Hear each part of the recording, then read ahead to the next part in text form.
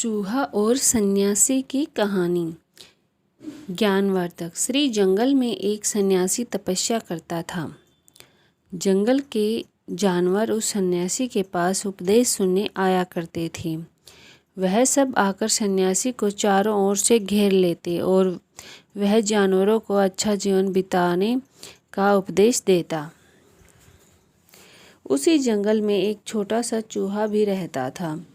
वह रोज सन्यासी का प्रवचन सुनने आता था। एक दिन वह जंगल में यहाँ वहाँ भटक रहा था। साधु को भेंट देने के लिए शायद कुछ ढूंढ रहा था कि एक बिल्ली ने उस पर हमला बोल दिया। दरअसल वह बिल्ली झाड़ियों में छुपकर चूहे पर निगाह रख रही थी। चूहा बहुत डर गया और वहाँ से भाग निकला और सीधा आश्रम आ पहुँचा। वहाँ जाकर चूहा सन्यासी के पैरों में गिर पड़ा और भयभीत स्वर में उसे अपनी दास्तां सुनाने लगा। इसी बीच बिल्ली भी वहां आ पहुंची। उसने सन्यासी से आग्रह किया कि उसे उसका शिकार ले जाने दे। सन्यासी बेचारा धर्म संकट में पड़ गया, इसलिए कुछ सोचा और फिर अपनी दिव्य शक्ति से चूहे को एक बड़ी बिल्ली में बदल दिया। अपने से बड़ी बिल्ली को सामने देखकर पहली बिल्ली वहां से भाग गई। अब चूहा बिल्कुल चिंता मुक्त था। वह अब किसी दूसरी बड़ी बिल्ली की भांति जंगल में विचरण करने लगा। दूसरे जानवरों को डराने के लिए वह जोर से गुहार भी सीख गया। बिल्लियों से बदला लेने के लिए वह उससे भिड़ जाता। बहुत सी बिल्लियां उसने मार डाली थी, लेकिन चूहे का यह चिंता मुक्त जीवन ज़्यादा लंबा नहीं चला। एक दिन एक लोमड़ी ने उस पर झपट्टा मारा। अब एक नई समस्या उठ खड़ी हुई। उसने यह तो कभी सोचा ही नहीं था कि बिल्ली से भी बड़े और हिंसक जानवर भी जंगल में मौजूद हैं, जो पल भर में चीर-फाड़ कर सकते हैं। वह अपनी जान बचाने के लिए भागा। किसी तरह वह लोमड़ी से बचकर फिर सन्यासी के आश्रम में आ पहुंचा। वह दोनों सन्यासी के सामने खड़े हो गए। सन्यासी ने चूहे की परेशानी देखकर उसे बड़ी सी लोमड़ी से बदल दिया। अब अपने से बड़ी लोमड़ी सामने देखकर पहले लोमड़ी वहां से भाग गई। बड़ी लोमड़ी का आकार पाकर चूहा फिर चिंता मुक्त हो गया और जंगल में अपनी स्वेच्छा से घूमने लगा। लेकिन उसकी यह खुशी ज़्यादा दिन नहीं टिक पाई। एक दिन वह जंगल में घूम रहा था कि एक शेर उस पर झपट पड़ा। किसी तरह चूहे ने अपने प्राण बचाए और वहां से भाग निकला और फिर से आश्रम में आ पहुंचा। सन्यासी को दोबारा चूहे पर दया आ गई और उसने उसे शेर के रूप में परिवर्तन कर दिया। सन्यासी का यह सब करते समय यह सोचा था कि चूहा उनका पुराना शिष्य है, छोटा और कमज़ोर प्राणी है। हिंसक जानवरों से उनकी रक्षा करना उनका कर्तव्य है। शेर का रूप लेकर चूहा जंगल में निडर घूमने लगा। फिर बिना कारण ही उसने जंगल के बहुत से प्राणियों की हत्या कर दी। वह जंगल में राजा की तरह बर्ताव करता और बाकी जानवरों को वैसा ही आदेश देता था जैसा कोई राजा देता है। अब उसे दिन रात बस एक ही चिंता थी। वह चिंता थी सन्यासी की दिव्य शक्तियों को लेकर। वह सोचने लगा कि क्या होगा जब सन्यासी किसी कारणवश उसे फिर से चूहा बना देगा। यह चिंता दिन प्रतिदिन बढ़ती जा रही थी। अंततः एक दिन कुछ निश्चय करके सन्यासी के पास जाकर कस कर दहाड़ा और बोला, मैं भूखा हूँ। अब मैं तुम्हें खा लूँगा ताकि तुम्हारी सारी दिव्य शक्तियाँ मुझ में समा जाएं और जो अभी भी तुम्हारे पास है। सन्यासी ने कभी सपने में भी नहीं सोचा था कि जिस चूहे का वह रूप बदल कर उनकी प्राणों की रक्षा कर रहा है, वही एक दिन उनका प्राणों का भूखा बन जाएगा। चूहे का यह शब्द सुनकर सन्यासी को बहुत ही गुस्सा आ गया। उनकी मंशा को भांपकर उसने तुरंत ही उसे फिर से चूहा बना दिया। अब चूहे को अपनी गलती का एहसास हुआ। उसने अपने बुरे बर्ताव के लिए सन्यासी से माफ़ी मांगते हुए कहा, उसे फिर से शेर बना देने के लिए। लेकिन सन्यासी ने उसे लाठी से पीट पीट कर वहाँ से भगा दिया। सीख। इस कहानी से हमें यह सीख मिलती है कि बड़े हो जाने पर भी हमें कभी अभिमान नहीं करना चाहिए, क्योंकि तूफान में भी वही पैर सलामत बचता है जो झुका रहता है। बातूनी कछुआ। एक समय की बात है, किसी नदी में संकट और विकट नाम के दो हंस तोमर नाम के कछुए के साथ रहते थे। तीनों अच्छे मित्र थे। एक बार उस क्षेत्र में अकाल पड़ गया और जल के सभी स्रोत, नदियाँ, झीलें तथा तालाब आदि सूख गए। पक्षियों तथा जानवरों के पीने के पानी की एक बूंद भी न बची।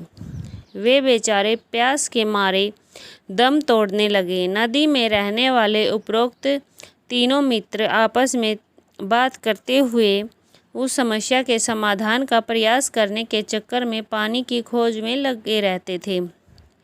लेकिन अथक प्रयासों के बावजूद उन्हें आसपास कहीं पानी का कोई रास्ता ना देख तीनों मित्रों ने आपस में तय किया कि कहीं दूर जाकर पानी का जल स्रोत खोजा जाए, जहां हम आराम से अपना जीवन व्यतीत कर सकें। लेकिन समस्या यह थी कि हंस तो उड़ कर जा सकता था, लेकिन बेचारे कछुआ वह कैसे उड़ता। तभी कछुआ अपने मित्रों से बातें करते हुए कहा, मेरे पास एक आइडिया है। मैं जंगल से लकड़ी ले आता हूँ और तुम दोनों अपनी चोंच में दोनों तरफ से पकड़ लेना और मैं बीच में लटक जाऊँगा। इस तरह मैं भी तुम्हारे साथ उड़ जाऊँगा। दरअसल कछुआ और दोनों हंस तीनों बहुत टाइम से एक साथ रह रहे थे, इसलिए तीनों में काफ़ी गहरी दोस्ती हो गई थी। और कछुआ यह भी सोच रहा था कि अगर मेरे दोनों दोस्त चले गए तो मैं यहाँ अकेला पानी के बिना यहाँ कैसे रह पाऊँगा। कछुआ का विचार सुनकर हंस बोले, मित्र तुम्हारा विचार अच्छा है, ऐसा करने से हम तीनों साथ चल सकते हैं। लेकिन तुम्हें एक बात का ख्याल रखना होगा, तुम बात बहुत ज़्यादा करते हो, इसलिए जब हम उड़ान भरेंगे तो तुम अपना मुख मत खोलना, नहीं तो तुम निश्चित ही नीचे गिर जाओगे, फिर तुम्हारा पुर्जा बिखर जाएगा। कछुआ हंस के कहने की गंभीरता को समझ गया और उड़ते समय उसने कुछ ना बोलने की कसम खाई और फिर हंस कछुए को लेकर उड़ान भरने लगी। पानी की तलाश ना जाने कहाँ ले जाने वाली थी। तीनों का सफ़र वैसा ही चल रहा था जैसा उसने तय किया था। वे नदी, घाटी, गांव, जंगल, मैदान पार करते हुए एक शहर के ऊपर जा पहुँचे। जब वे शहर के ऊपर से उड़ रहे थे तो बहुत से स्त्री, पुरुष और बच्चे इस अद्भुत नज़ारे को देखने के लिए घर से बाहर निकल आए और बच्चे ताली बजा कर चिल्लाने लगे। बातूनी कछुआ यह देख भूल गया कि वह हवा में मुंह से लकड़ी पकड़े लटका हुआ है। वह शोर और तालियों का वजह जानने के लिए उत्सुक होने लगा और उसने अपने दोस्तों से पूछने के लिए जैसे ही मुंह खोला नीचे गिर गया और फिर ज़मीन पर आकर उसने अपना दम तोड़ दिया। सीख। उचित परामर्श हमें याद रखना चाहिए। हाथी की कहानी। बहुत समय पहले किसी नगर में एक बहुत बड़ा हाथी रहता था। हाथी बेहद धार्मिक और आस्थावान था और रोज मंदिर के सामने जाकर पूजा किया करता था। भारी भरकम शरीर होने के बावजूद उसके दिल में प्यार भरा हुआ था। सभी लोग उस हाथी से प्रेम करते थे और खाने के लिए तरह तरह के फल देते थे। उस हाथी की एक आदत यह भी थी कि वह मंदिर आने जाने के लिए एक ही रास्ता इस्तेमाल किया करता था। मंदिर जाने के लिए हाथी को नगर के व्यस्त बाजार से होकर गुजरना पड़ता था। बाजार में बैठने वाला एक फूल वाला रोज उसके सूर में गेंदे का फूल की माला पहना देता था, जबकि फल विक्रेता उसे फल खाने को देता था। हाथी भी उसके लिए दोनों का आभार प्रकट करता था। बाजार के बहुत से लोग हाथी के पास एकत्रित हो जाते थे और उसे प्यार से थपकी देने लगते थे। सबके मन में हाथी के लिए बेहद सम्मान था। सब कुछ पहले की तरह ही चल रहा था। लेकिन इंसान के मन में क्या है, इसे भला कौन जान सकता। एक दिन न जाने क्यों फूल बेचने वाले के दिमाग में मजाक करने की सूझी। उस दिन जब हाथी उस दुकानदार के पास आया तो उसने उसके सूर्य में माला पहनाने की वजह सुई चुभा दी। दर्द के मारे हाथी झटपटाने लगा और फिर वहीं जमीन पर बैठ गया।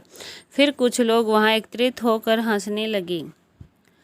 फूल वाले की यह हरकत हाथी को बहुत ही बुरी लगी। उस दिन वह हाथी मंदिर पूजा करने के लिए भी नहीं गया और कुछ देर बाद कीचड़ से भरे तालाब के पास जा पहुंचा और ढेर सारा कीचड़ वाला गंदा पानी अपनी सूंड में भर लिया और सीधा फूल वाले की दुकान पर जा पहुंचा। वहां पर उसके अपनी सूंड में भरा हुआ सारा कीचड़ वाला पानी फूल वाले के ऊपर और उसके दुकान पर फेंक दिया,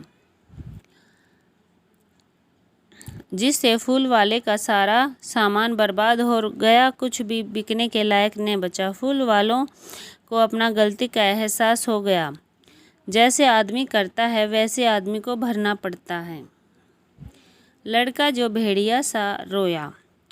एक बार एक लड़का था जो पहाड़ी पर चढ़ रही गांव की भेड़ों को देखकर ऊब गया था। अपना मनोरंजन करने के लिए उसने गाया भेड़िया भेड़िया भेड़िया भेड़ों का पीछा कर रहा था। जब ग्रामीणों ने चीख सुनी तो वे भेड़िए को भगाने के लिए पहाड़ी पर दौड़ चले गई। लेकिन जब वे पहुंचे तो उन्हें कोई भेड़िया नहीं दिखा। उनके गुस्सैल चेहरे को देखकर लड़का खुश हो गया। भेड़िया चिल्लाओ मत, लड़के ग्रामीण को चेतावनी दी। जब कोई भेड़िया नहीं है वे गुस्से में वापस पहाड़ी से नीचे चले गई। बाद में चरवाहा लड़का एक बार फिर चिल्लाया, भेड़िया भेड़िया भेड़िया भेड़ों का पीछा कर रहा है। अपने मनोरंजन के लिए उसने देखा कि भेड़िए को डराने के लिए ग्रामीण पहाड़ी पर दौड़ रहे हैं। जैसा कि उन्होंने देखा कि कोई भेड़िया नहीं था, उन्होंने सख्ती से कहा, अपनी भयभीत चीख को छोड़ दे। जब वास्तव में भेड़िया है, जब कोई भेड़िया न हो तो भेड़िया मत रो। लेकिन जब वे एक बार फिर पहाड़ी के नीचे उतर रहे थे तो लड़का उनकी बातों पर मुस्कुराया। बाद में लड़के ने एक असली भेड़िए को अपने झुंड के चारों ओर चुपके से देखा। घबरा कर वह अपने पैरों पर कूद गया और जितनी जोर से चिल्ला सकता था चिल्लाया, भेड़िया भेड़िया। लेकिन गांव वालों को लगा कि वह उन्हें फिर से बेवकूफ़ बना रहा है और इसलिए वे मदद के लिए नहीं आई। सूर्यास्त के समय ग्रामीण उस लड़के की तलाश में निकले जो अपनी भेड़ों के साथ नहीं लौटा था। जब वे पहाड़ी पर चढ़े तो उन्होंने उसे रोते हुए पाया। यहाँ वास्तव में एक भेड़िया था। झुंड चला गया है। मैं चिल्लाया, भेड़िया, लेकिन तुम नहीं आए। वह रोया। एक बूढ़ा आदमी लड़के को दिलासा देने गया। जैसे ही उसने अपना हाथ उसके चारों ओर रखा उसने कहा, कोई भी झूठ पर विश्वास नहीं करता, भले ही वह सच कह रहा हो। लोमड़ी और अंगूर।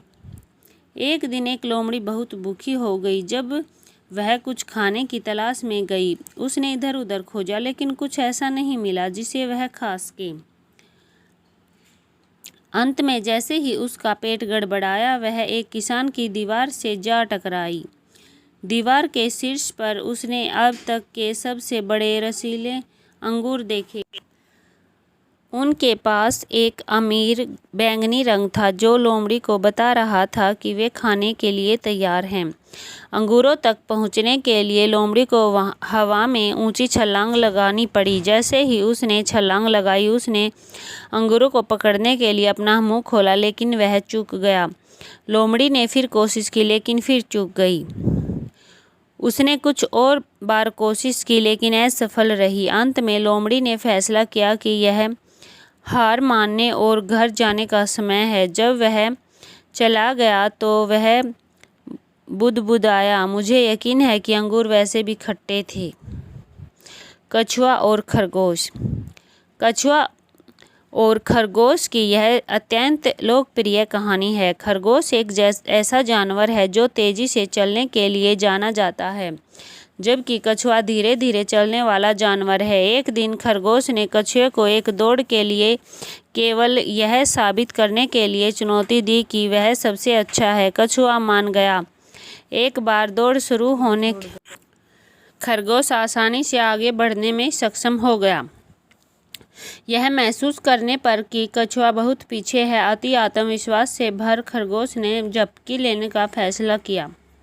इस बीच कछुआ, जो बेहद दृढ़ निश्चयी था और दौड़ के लिए समर्पित था, धीरे धीरे फिनिश लाइन के करीब आ रहा था। कछुआ रेस जीत गया, जबकि खरगोश नप गया। सबसे महत्वपूर्ण बात यह है कि उन्होंने इसे नम्रता और बिना अहंकार के किया। कहानी का नैतिक: जब आप कड़ी मेहनत करते हैं और दृढ़ रहते हैं तो आप अपने लक्ष्य को प्राप्त कर सकते हैं। धैर्य से काम करने पर ही सफलता मिलती है। किसान और कुआं। एक दिन एक किसान अपने खेत के लिए पानी स्रोत की तलाश कर रहा था। तभी उसने अपने पड़ोसी से एक कुआं खरीदा। हालांकि पड़ोसी चालाक था। अगले दिन जब किसान अपने कुएं से पानी भरने आया तो पड़ोसी ने उसे पानी लेने से मना कर दिया। जब किसान ने उसका कारण पूछा तो पड़ोसी ने उत्तर दिया, मैंने तुम्हें कुआं बेचा था, पानी नहीं, और चला गया। व्याकुल होकर किसान न्याय मांगने के लिए सम्राट के पास गया। उन्होंने समझाया कि क्या हुआ था। बादशाह ने अपने 9 में से एक और सबसे बुद्धिमान दरबारी बीरबल को बुलाया। बीरबल ने पड़ोसी से प्रश्न किया, तुम किसान को कुएं से पानी क्यों नहीं लेने देते? तुमने किसान को कुआं बेच दिया। पड़ोसी ने जवाब दिया, बीरबल, मैंने किसान को कुआं तो बेचा था, लेकिन उसमें का पानी नहीं। उसे कुएं से पानी निकालने का कोई अधिकार नहीं है। बीरबल ने कहा, देखो, क्योंकि तुमने कुआं बेच दिया, इसलिए तुम्हें किसान के कुएं में पानी रखने का कोई अधिकार नहीं है। या तो आप किसान को किराया दें या इसे तुरंत हटा लें। यह महसूस करते हुए कि उसकी योजना विफल हो गई, पड़ोसी ने माफ़ी मांगी और घर चला गया। चींटी। चींटी और टीड़ा बहुत अलग व्यक्तित्व वाले सबसे अच्छे दोस्त थे। टीड़ा अपना दिन सोने, अपने गिटार बजाने में बिताता, जबकि चींटी भोजन इकट्ठा करती और अपनी चींटी पहाड़ी का निर्माण करती। टीड़ा बीच बीच में चींटी को आराम करने के लिए कहता, हालांकि चींटी मना कर देती थी और अपना काम पूरा करती थी। जल्द ही सर्दी आ गई और दिन और रात ठंडे हो गई। एक दिन चींटियों की बस्ती मक्के के कुछ दानों को सुखाने में लगी थी। टीड़ा, जो बेहद कमजोर और भूखा था, चींटियों के पास आया और पूछा, क्या आप मुझे मकई का एक टुकड़ा दे सकते हैं? चींटी ने जवाब दिया, हमने इस मकई के लिए पूरी गर्मी मेहनत की। जब तक आप आराम कर रहे थे, हम इसे आपको क्यों दें? टीड़ा गाने और सोने में इतना व्यस्त था कि उसके पास पिछली गर्मी के लिए पर्याप्त भोजन नहीं था। टीड़े को अपनी गलती का एहसास हुआ। ब्राह्मण का सपना। एक गरीब ब्राह्मण एक गांव में बिल्कुल अकेला रहता था। उसका कोई दोस्त या रिश्तेदार नहीं था। वह कंजूस होने के लिए जाना जाता था और वह भीख मांगकर जीवन यापन करता था।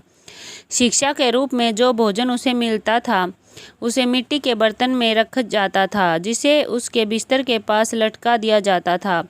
इससे उन्हें भूख लगने पर आसानी से भोजन मिल जाता था।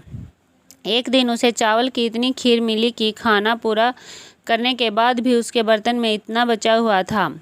उस रात उसने सपना देखा कि उसका बर्तन चावल की दलिया से भर गया और अगर कोई अकाल पड़ता है तो वह भोजन बेच सकता है और उससे चांदी कमा सकता है। इस चांदी का उपयोग तक बकरियों की एक जोड़ी खरीदने के लिए किया जा सकता है, जो जल्द ही बच्चे पैदा करेंगी और एक झुंड बनाएंगी। बदले में इस झुंड को भैंसों के लिए व्यापार किया जा सकता है, जो दूध देते थे, जिससे वह डेयरी उत्पाद बना सकते हैं। इन उत्पादों को अधिक पैसे में बाजार में बेचा जा सकता है। यह पैसा उसे एक अमीर महिला से शादी करने में मदद करेगा।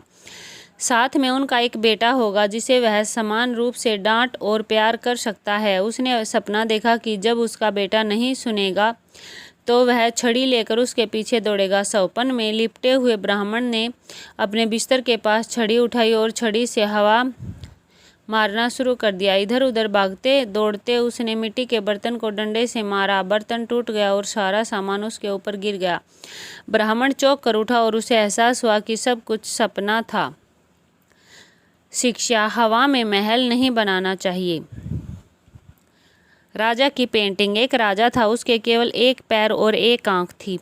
लेकिन वह एक शासक के रूप में उदार और सक्षम था। एक दिन अपने महल में टहलते हुए राजा की नज़र दालान के किनारे अपने पूर्वजों के चित्रों पर पड़ी। वह यह भी चाहता था कि उसका चित्र एक कलाकार द्वारा चित्रित किया जाए, लेकिन वह अनिश्चित था कि उसकी शारीरिक असमानताओं के कारण यह कैसे बनेगा। राजा ने पूरे राज्य के सभी चित्रकारों को आमंत्रित किया और पूछा कि कौन उसका सुंदर चित्र बना सकता है। चित्रकार इस बात को लेकर असमंजस में थे कि केवल एक पैर और एक आंख से राजा का सुंदर चित्र कैसे बनाया जाए। सभी चित्रकारों ने विनम्रतापूर्वक राजा की पेंटिंग बनाने से मना कर दिया। तभी एक युवा चित्रकार आगे आया जिसने राजा का एक सुंदर चित्र बनाया सुनिश्चित किया। कुछ दिनों बाद युवा चित्रकार ने दरबार में एक चित्र का अनावरण किया जिसमें राजा को एक पैर से घोड़े पर बैठे हुए, धनुष को पकड़े हुए और एक आंख बंद करके तीर का निशाना लगाते हुए देखा गया। चित्रकला में राजा ने शारीरिक कमियों का कोई चिन्ह नहीं था। राजा यह देखकर प्रसन्न हुआ कि चित्रकार ने रचनात्मक रूप से राजा की सकारात्मक विशेषताओं को प्रस्तुत किया था, लेकिन असमानताओं को उजागर नहीं किया था। सीमाओं पर जोर दिए बिना किसी के सकारात्मक पहलुओं को देखें। तो ये थी अच्छी ज्ञानवर्धक कहानी। ऐसी अच्छी कहानियों के लिए हमारे चैनल को लाइक, शेयर और सब्सक्राइब ज़रूर करें और सपोर्ट करें और कमेंट भी करें। धन्यवाद।